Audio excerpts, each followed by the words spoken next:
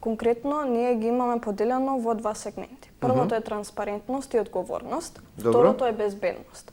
Значи, кога збориме сега тука за транспарентност и одговорност, ние сакаме сите належни институции кои што ќе се види дека имаат било каква одговорност, да имаат кривична или политичка казна и да Одговорност, така, законот да. А кога збориме за безбедност, тука сметаме дека треба да се направи инспекторат во кој што ќе се покажуваат сите инспекции кои што се направени во изминатите месеци. Да има извештаи. Да, значи ние сакаме да превенираме, а не да лечиме само болки. Ние планираме да се надоврзаме на претходните барања кои што претходно ги постави, особено со случајот кој што исто така е потресе јавноста, конкретно зборам за случајот со Фросинот, каде што и почна целата приказна на кој е следен.